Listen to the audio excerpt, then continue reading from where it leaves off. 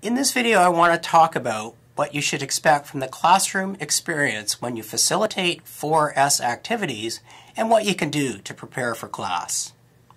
Before class, you want to spend some time before class organizing all the team materials, printing worksheets, preparing sets of voting cards, and printing any application activities. Many instructors have switched to PowerPoint to deliver the application activities, so one team can't race ahead. You can keep every team in sync. To start, you must clearly task the students. Problems arise when students are unclear of the task and what is being asked of them. You should let them know how much time they will have to discuss the problem and arrive at a team decision, and the mechanics of how the activity will be reported, and whether there is a worksheet that must be completed. Once students are put to work, you should display a timer on the screen to keep the students focused and on task.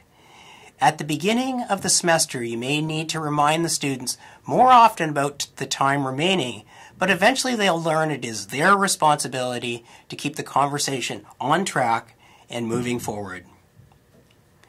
In general, keep the time allotted on the short side.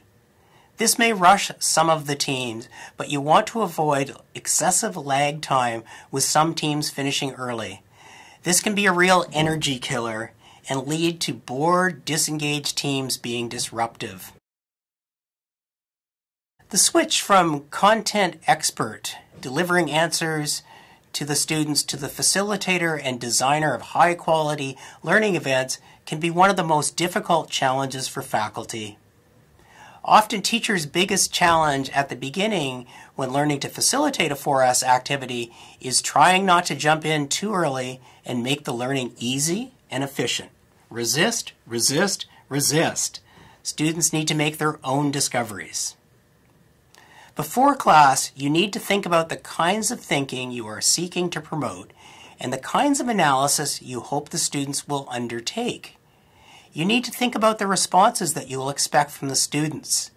This will let you help plan a systematic and methodical debrief.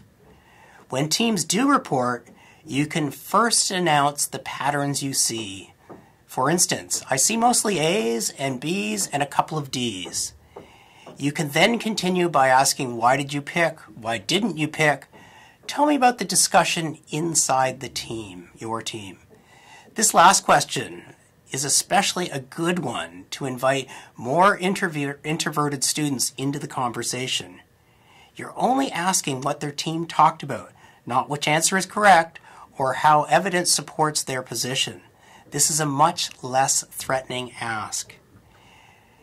You mainly focus on why questions, interrogating student knowledge, drawing attentions to divergence in thinking, disagreements, and uncertainties. It isn't your job to fill in the gaps, but prompt students to examine these gaps by querying each other's reasoning, figuring out where they are unclear, and where an explanation seems poorly supported. It's important to remain neutral and non-judgmental, since any signs of approval or disapproval can immediately shut the discussion down. The moments you tell the students the right answer, meaningful discussion will end. At the end of the session, you want to leave time for proper closure. This is an often overlooked step that can really maximize student learning. Students may not trust their new knowledge base, which gives you an opportunity to repeat and reinforce what has been learned. A simple but powerful idea is to give some time to have students reflect on the 3 most important things they learned today. You can then ask for some of their important takeaways and use these to provide closure for the session.